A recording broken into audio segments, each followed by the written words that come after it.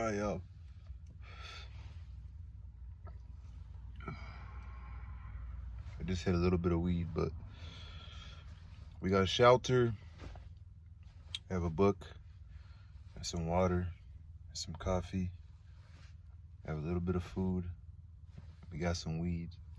We have nothing but time, so we might have a little disturbance because I'm parked in a parking lot, and the people parked next to me. As I'm reading and I get lost in this book, I'm sure that I'll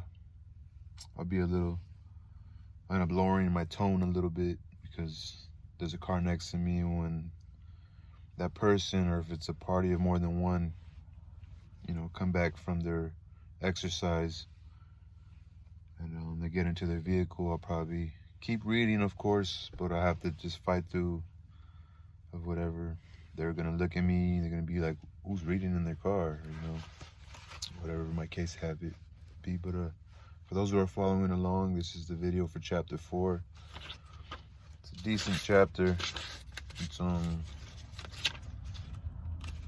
about like 18 pages, little words, so this will be a pretty decent size video. So chapter 4 of Lucky Jim. Let's see why he's so lucky. Of course, this sort of music's not intended for an audience, you see, Welch said as he handed the copies round. The fun's all in the singing. Everybody's got a real tune to sing, a real tune, he repeated violently. You could say, really, that polyphony got to its highest point, its peak, at the period, and has been on the decline ever since. You've only got to look at the part writing in things like, well, Onward Christian Soldiers, the hymn, which is atypical. We are all waiting, Ned, Mrs. Welch said from the piano. She played a slow arpeggio, sustaining it with the pedal. All right, everybody. A soporific droning filled the air around Dixon as the singers hummed their notes to one another. Mrs. Welch rejoined them on the low platform that had been built at one end of the music room, taking up her stand by Margaret, the other soprano. A small, bully-looking woman with unabundant brown hair was the only contralto. Next to Dixon was Cecil Goldsmith, a colleague of his in the college history department, whose tenor voice had enough savage power, especially above middle C, to obliterate whatever noises Dixon might feel himself impelled to make. Behind him and to one side were 3 basses, one a local composer, another an amateur violinist, occasionally summoned at need by the city orchestra, the third Evan Johns.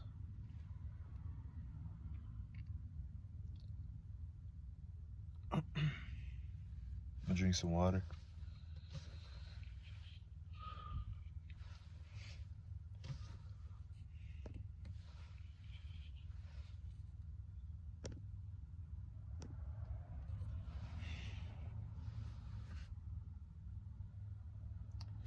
Dixon ran his eye along the lines of black dots, which seemed to go up and down a good deal, and was able to assure himself that everyone was going to have to sing all the time. He had a bad setback 20 minutes ago on some Brahms rubbish, which began with 10 seconds or so of unsupported, 10 or more accurately of unsupported Goldsmith, who twice shutting his mouth in silence, he now cautiously reproduced the note Goldsmith was humming, and found the effect pleasing rather than the reverse.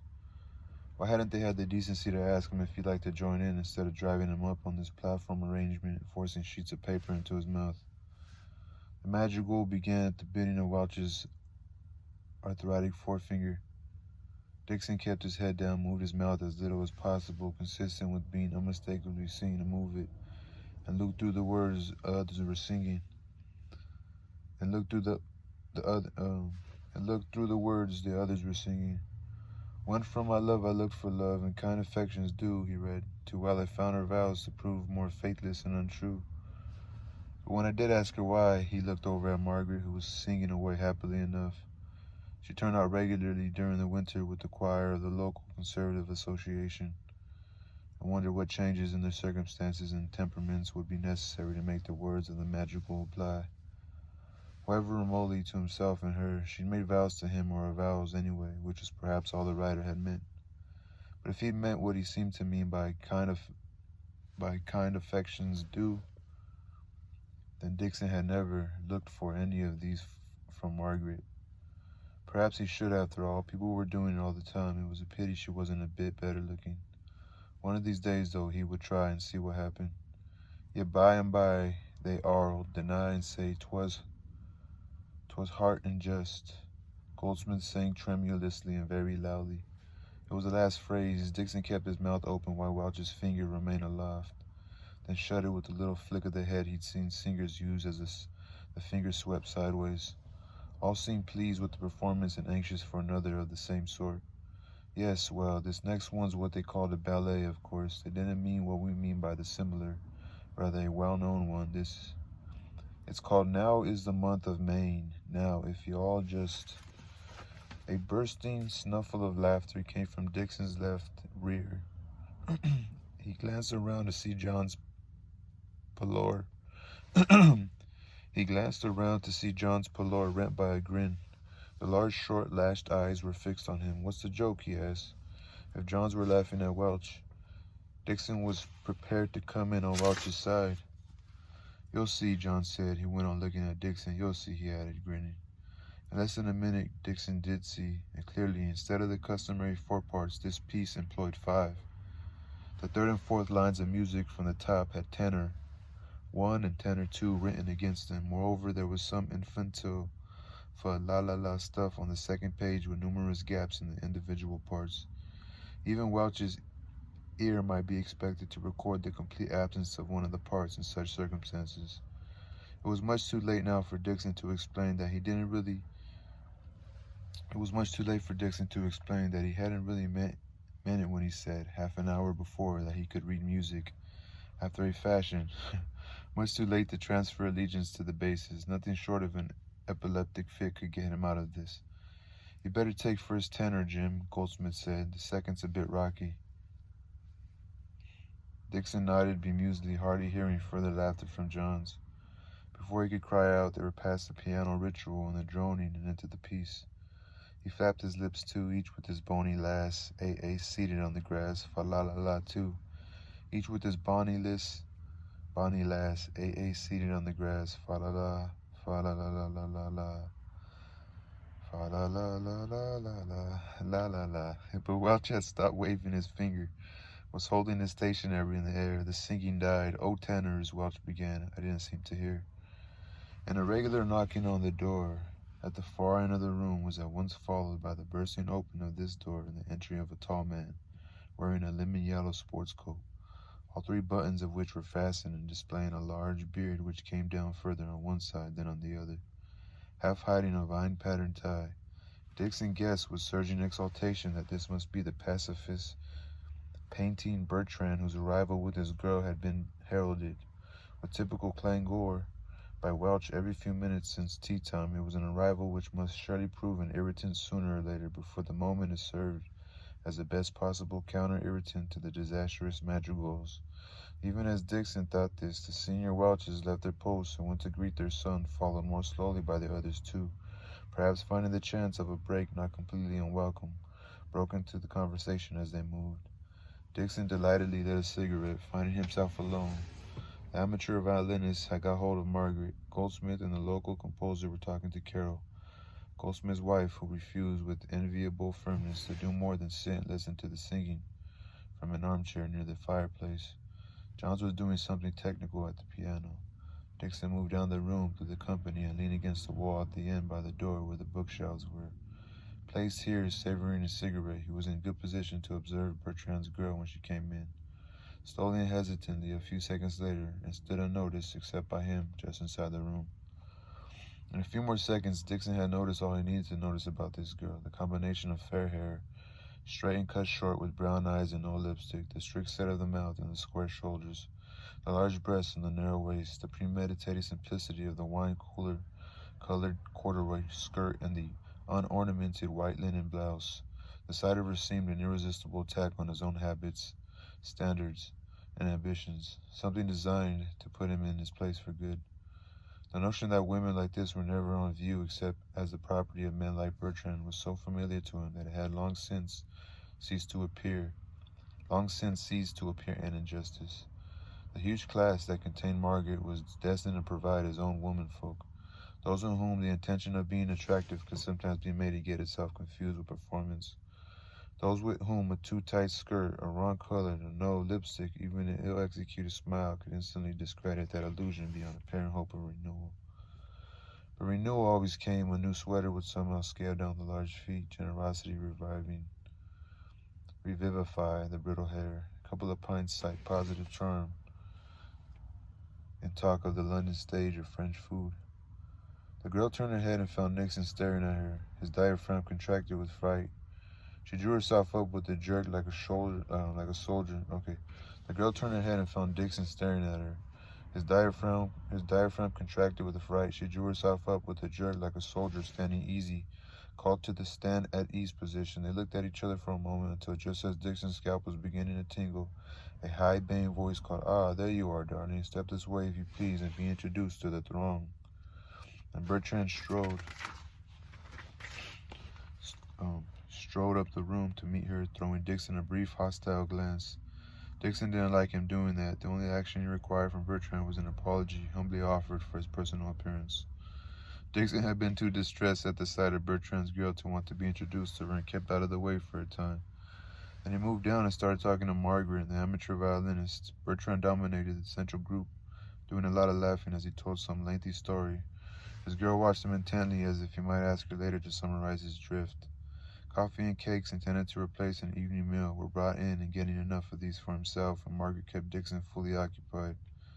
Then Welch came up to him and said inexplicably enough, "Ah, Dixon, come along now. I want you to meet my son Bertrand and his come along." With Margaret at his side, Dixon was soon confronted by the two people Welch wanted him to meet and by Evan Johns. "This is Mr. Dixon and Miss Peel," Welch said, and drew the goldsmith away. Before a silence could fall, Margaret said, "Are you down here for long, Mr. Welch?" And Dixon felt grateful for her to being there and for always having something to say. Felt grateful to her for being there and always had something to say. Bertrand's jaws snatched successfully at a piece of food which had been within an ace of eluding them. He went on chewing for a moment, pondering. "I doubt it," he said at last. "Upon consideration, I feel it incumbent upon me to doubt it. Upon consideration, I feel incumbent upon me to doubt it. I have miscellaneous concerns in London that need my guiding hand." He smiled among his beard, from which he now began brushing crumbs. "But it's very pleasant to come down here and to know that the torch of culture is still in a state of combustion in the provinces. Profoundly reassuring, too. But it is very pleasant to come down here and to know that the torch of culture is still in a state of combustion in the provinces." Profoundly reassuring. "And how's your work going?" Margaret asked. Bertrand laughed at this, turning towards his girl, who also laughed, a clear musical sound not unlike Margaret's tiny silver bells. "My work," Bertrand echoed. You make it sound like missionary activity. Not that some of our friends would dissent from that description of their labors. Fred, for instance," he said to his girl. "Yes, or Otto, possibly," she replied. "Most assuredly Otto. He certainly looks like a missionary, even if he doesn't behave like one." He laughed again. So did his girl. "What work do you do?" Dixon asked flatly. "I am a painter." "Ah, not alas a painter of houses, or should have been able to make my pile and retire by now. No. I paint pictures, not alas again, pictures of trade unionists, or town halls, or naked women, or I should now be squatting on an even larger pile. No, just pictures, mere pictures, tout court, or, as our American cousins would say, pictures, period. And what work do you do?" "Always provided, of course, and I have permission to ask." Dixon hesitated. Bertrand's speech, which, except for its peroration, had clearly been delivered before, had annoyed him in more ways than he'd have believed possible. Bertrand's girl was looking at him interrogatively, her eyebrows, which were darker than her hair,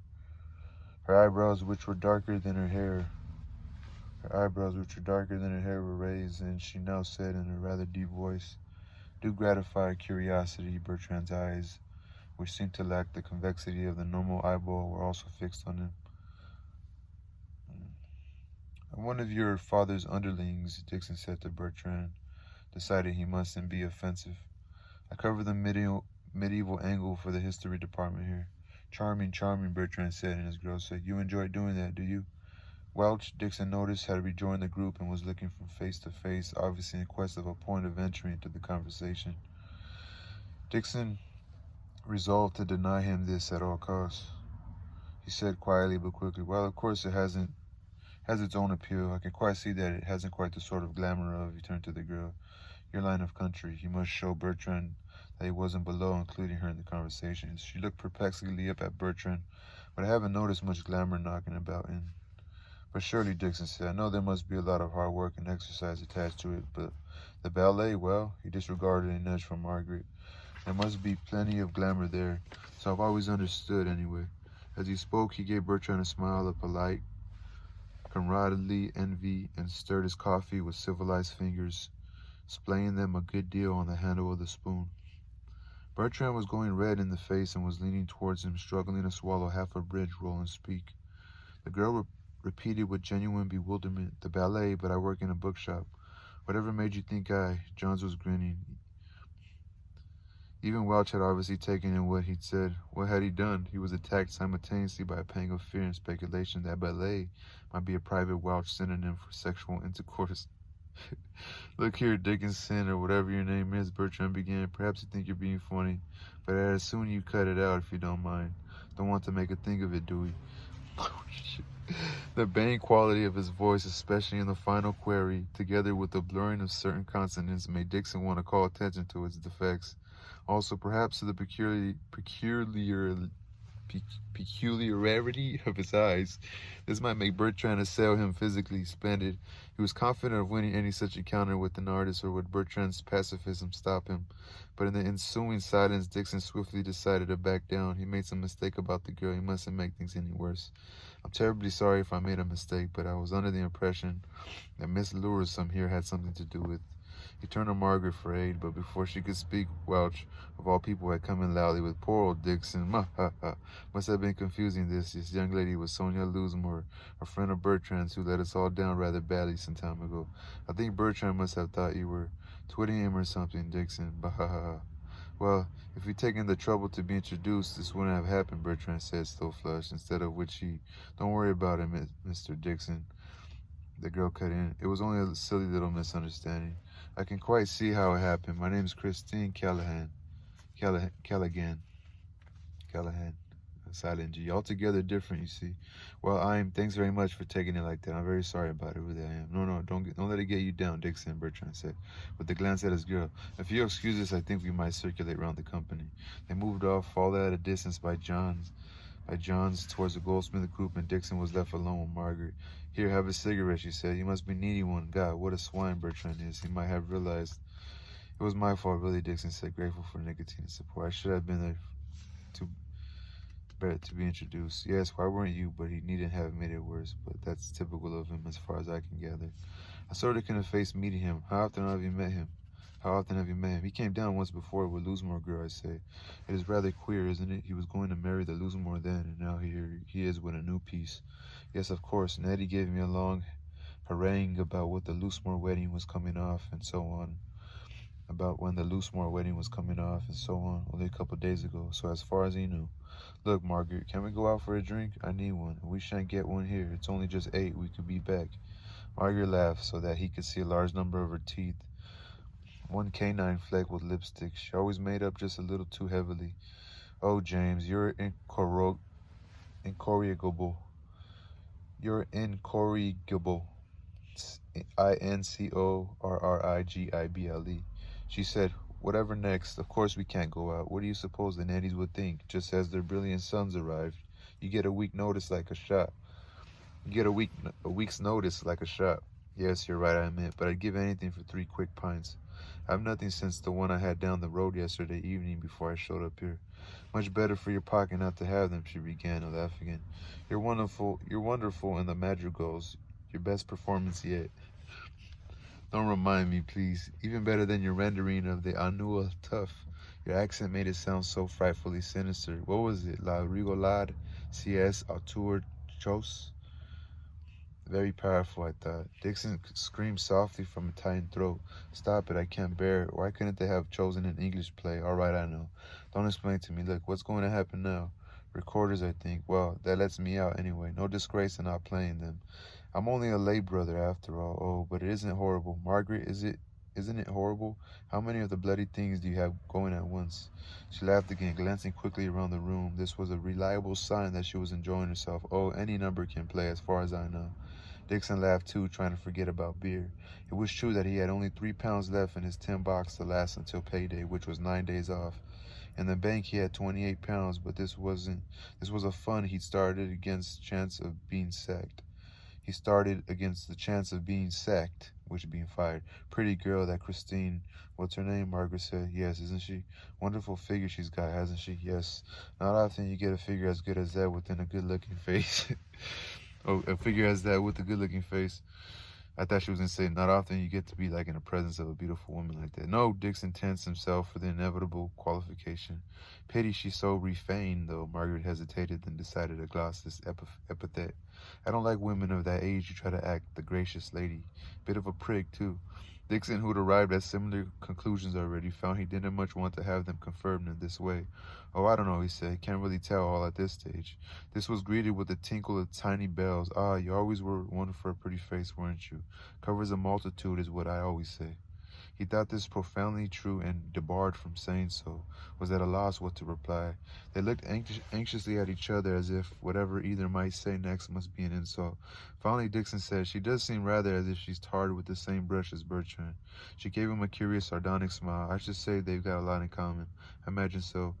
A maidservant was now collecting the used crockery, and the company was moving about. The next stage of the evening was clearly imminent. Bertrand and his girl had disappeared, possibly to unpack. At Welch's summons, Dixon left Margaret to help arrange some chairs. What's the next item on the program, Professor? He asked. Welch's heavy features had settled into the depressive look after the manic phase of the last hour and a half. He gave Dixon a mutinous glare. Just one or two instrumental items. Oh, that'll be nice. Who's first on the list? The other brooded, his slab-like hands on the back of a ludicrously low chair that resembled an inefficiently converted haystack. Or hassock. Hassock. Hassock. In a moment he disclosed that the local composer and the amateur violinist were going to tackle a violin sonata by some Teutonic bore, that an unstated number of recorders would then perform some suitable item, and that at some later time Johns might be expected to produce music from his oboe. Dixon nodded as if pleased. He returned to Margaret to find her in conversation with Carol Goldsmith.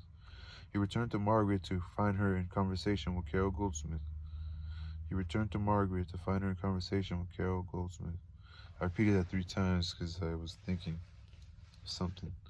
This woman, aged about 40, thin, with long, straight brown hair, Dixon regarded as one of his allies, though sometimes she overawed him a little with her mature air. Hello, Jim. How's it going? She asked in her abnormally clear voice. Badly. There's at least an hour of scraping and blowing in front of us. Yes, that's badly all right, isn't it? Why do we come to this sort of thing? Well, I know why you come, Jim, and poor Margaret. Margaret's living here. I suppose what I mean is, why the hell do I come? Oh, wifely support for your spouse, I take it, Margaret said. Something in that, I suppose. But why does he come? There aren't even any drinks. James has already noticed that. It would hardly be worth coming just to meet the great painter, wouldn't it? Dixon said, meaning to start a conversation that might diminish his retrospective embarrassment over the recent Loosemore-Callahan imbroglio. For a reason he didn't then understand, the reception of this remark was perceptibly unfavorable. Margaret looked at him with lifted chin as if ready to reprove some indiscretion, but to her any sort of adverse remark about anybody was, unless they were alone, indiscreet enough. Carol half closed her eyes and smoothed her straight hair. What makes you say that? She said. Well, nothing really, Dixon said in alarm. I had a little brush with him just now, that's all. I got into some mix-up over his girl's name, and he was a bit offensive, I thought. Nothing drastic. Oh, that's quite typical, Carol said. He always thinks he's being got at. He often is, too. Oh, you know him, do you? Dixon said. I'm sorry, Carol. He is a great pal of yours.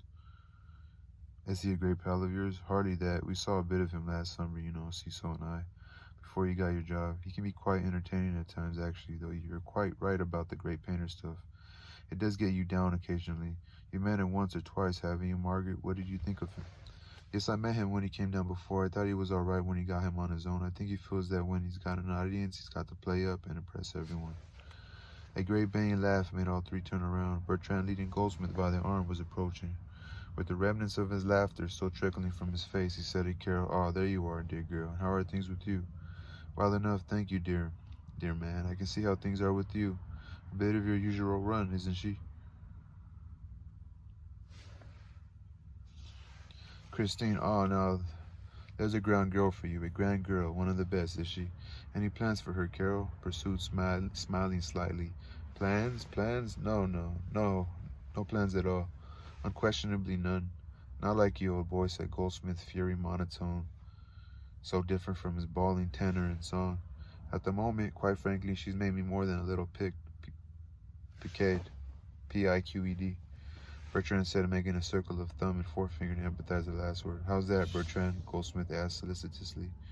"Well, as you may imagine, despite my passionate interest in this kind of sport," he nodded towards the piano where the amateur violinist was tuning his violin with cooperation of the local composer.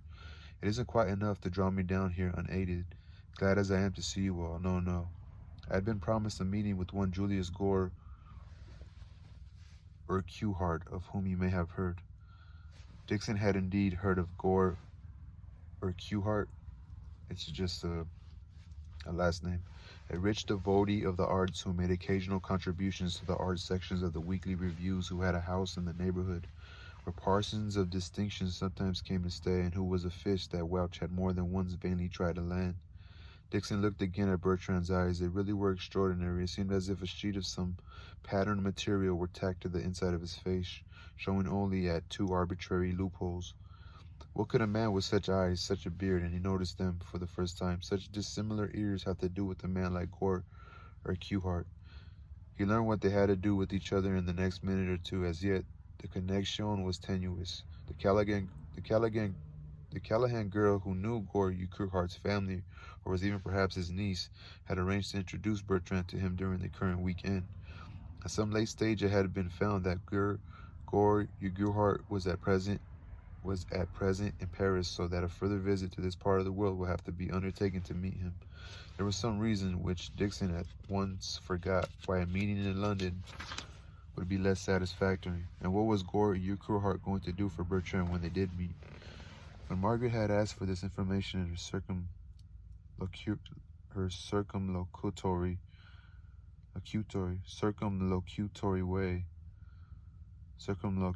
way, Bertrand raised his great head and looked down his cheeks from face to face before replying.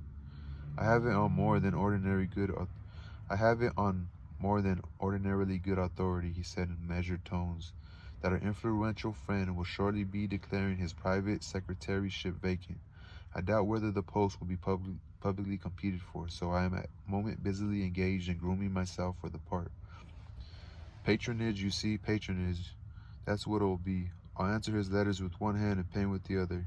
He gave a laugh in which Goldsmith and Margaret joined. "So I'm naturally anxious to strike while the iron's hot, if you'll pardon the expression. Why shouldn't they pardon the expression? Dixon thought. Why? "When do you think you'll be down again, old boy?" Goldsmith asked. "We'll have to fix something up. Haven't had a chance this time." "Oh, in a fortnight or so, I expect," Bertrand said, then added significantly, "Miss Callahan and I have another engagement for next weekend. You understand, I don't want to miss that." "The weekend after the summer's ball at the college," Margaret cut in quickly, in an attempt, Dixon supposed, to smother the overtones of this last declaration. How could Bertrand possibly bring himself to say things like that in front of one woman he hardly knew and one man he must guess hadn't liked him all that much at a first meeting? "Oh, is it really?" Bertrand asked with apparent interest. "Yes. Will you be coming again this year, Mr. Welch?" "I might manage it, I suppose. I remember being not unentertained last time. I see cigarettes are being produced. I like cigarettes. May I detach one from your store? Cecil? Good. Well, what about this ball, then? They won't be able to keep you away, I suppose." "Afraid they will this time," Goldsmith said. "There's a conference of teachers of history then at Leeds. Your father wants me to go to it." Dear Bertrand, that's most unfortunate. That's most unfortunate. Isn't there anyone else he could send?" He looked over at Dixon. Afraid not. We went into all that, Goldsmith said. Pity, pity, ah, wow. Would any other members of the company be attending, I wonder? Margaret glanced at Dixon, and Carol said, "What about you, Jim?" Dixon shook his head firmly. "No, I've never been much of a dancing man, I'm afraid. As far as I'm concerned, it would be just money thrown away. It would be terrible if Margaret blackmailed him into taking her." "Oh, well, we don't want that, do we?" Bertrand said. "That wouldn't do at all. I wonder where young Callahan has got to. Her nose must be fairly thickly encrusted with powder by now, I should hazard. And why the delay among the musicians?" Dixon looked over and saw that the two performers, tuning evidently completed, music set up, and bow resin, were hanging about, smoking and chatting. Welch was nowhere to be seen. He must be displaying his rather terrifying expertise as an invader. At the other end of the long, softly lit room, the door opened and the Callahan woman came in. For so well-built a girl, Dixon thought she moved awkwardly. "Oh, my dear," Bertrand said with a gallant bow. "We were wondering what had become of you." She seemed disconnected. "Oh, we've been discussing Mr. Gore Urquhart and wondering whether he'll be available the weekend after next, there being a species of dancing festivity at the college during that time. Can you enlighten us, I wonder?" "Well, his secretary said he'd probably be in Paris till the middle of next month, which would be too late for that, wouldn't it?" "Yes, I think it would. Yes, it would. Oh, well. It'll have to be another time, won't it? He didn't appear at all put out by this news. I've written to Uncle asking him to let me know when he's coming back." Dixon wanted to laugh at this. It always amused him to hear girls, men never did it, refer to Uncle, Daddy, and so on, as if there were only one uncle or daddy in the world, or as if this particular uncle or daddy were the uncle or daddy of all those present. "What's the joke, Jim?" Carol asked. Bertrand stared at him. "Oh, nothing," he returned. Bertrand stared. He wished there was some issue on which he could defeat Bertrand, even at the risk of alienating his father. Any measure short of, or not necessitating too much violence would be justified. But there seemed to be no field of endeavor where he could employ a measure of that sort. For a moment he felt like devoting the next 10 years to working his way to a position as art critic on purpose to review Bertrand's work unfavorably. He thought of a sentence in a book he'd once read. And with that he picked up the bloody old Towser by the scruff of the neck, and by Jesus, he near throttled him. This too made him smile, and Bertrand's beard twitched, but he said nothing to break the pause. As ever, Margaret had thought of something to say. "I was reading about your uncle only recently, Miss Callahan. There was a piece about him in the local paper. He was presenting some watercolors to our gallery here. I don't know what we should do without someone like him to keep things going." This remark in itself, virtually unanswerable, had the effect familiar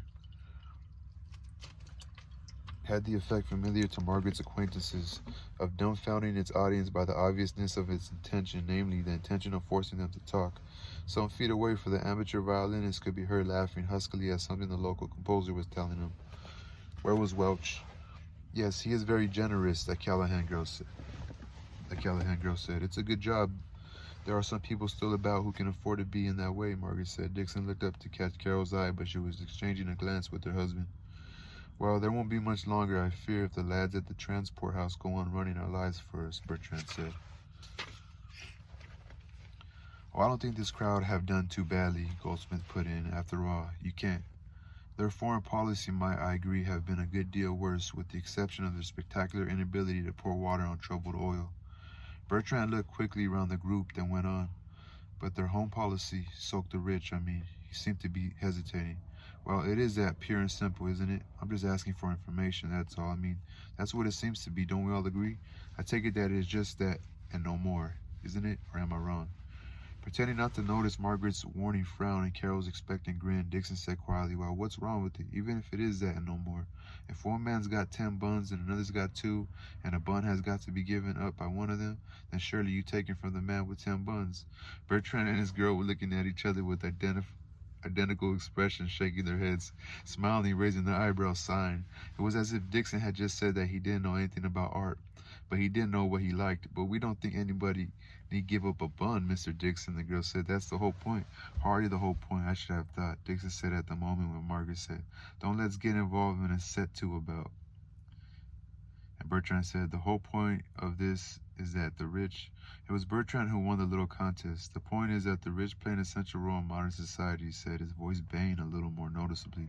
More than ever in days like these, that's all. I'm not going to bore you with the stock platitudes about their having kept the arts going and so on. The very fact that there are stock platitudes proves my case, and I happen to like the arts, you Sam. The last word, a version of C, was Bertrand's own coinage. It arose as follows. The vowel sound became distorted in a short A, as if he were going to say sat. This brought his lips some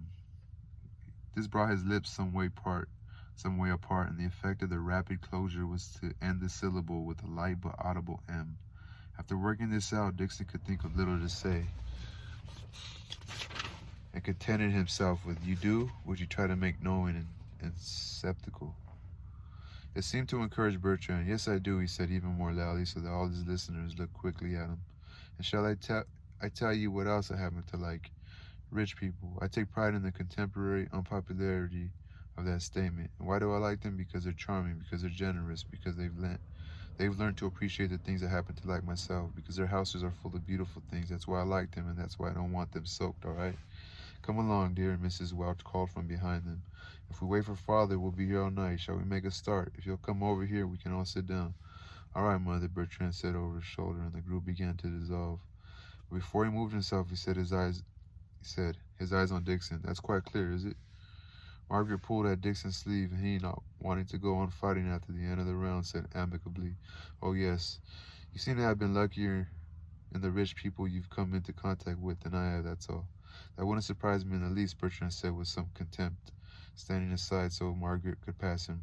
Dixon said angrily, well, you better make the most of them while you got them then, because you won't have them much longer, you know. He began to push past after Margaret, but the Callahan girl halted him by saying, I'd rather you didn't talk like that in strain, if you don't mind. Dixon looked about him. The rest of the company were seated, and the amateur violinist was snuggling his instrument under his chin. Dropping into the nearest chair, Dixon said in a lowered voice, you say you'd rather I didn't talk in that strain? Yes, if you don't mind. She and Bertrand also sat down. I always get a bit irritated by that sort of thing. I'm sorry, I can't do anything about it. It's just a thing about me, I'm afraid. If Dixon hadn't learned to dislike this argument when offered by Margaret, he probably wouldn't have answered as he did. Seen anybody about it yet? If Dixon hadn't learned to dislike this argument when offered by Margaret. Okay, the amateur violinist nodded the top half of his body and, supported by the local composer, burst into some scurrying tunelessness or other. Bertrand leaned over towards Dixon. What the hell do you mean? He asked in a loud undertone. Who's your alienist? Dixon said, broadening his field of fire.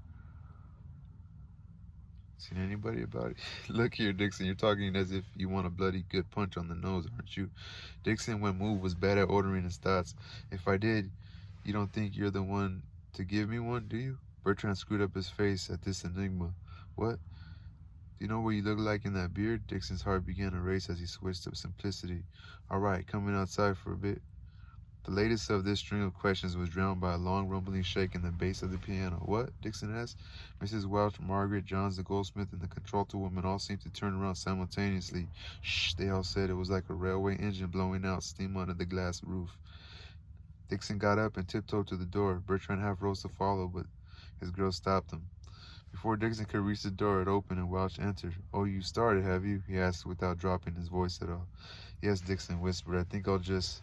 Pity you couldn't have waited a little longer. I've been on the phone. You see, it was a chap from the... See you later. Dixon began edging past to the doorway. Oh, you started, have you? Aren't you going to stay for the P. Racine Fricker? Shan't be long, Professor. I just think, oh, Dixon made some gestures meant to be indecipherable. I'll be back. He shut the door and watched his long-lived, wondering frown. I have to go pee. So that's chapter 4, man. Damn. They're like college students or something, but come on. I mean, the Jim's pissing him off. Jim Dixon, and I don't know. Peace out. I think this. That was chapter 4, I think.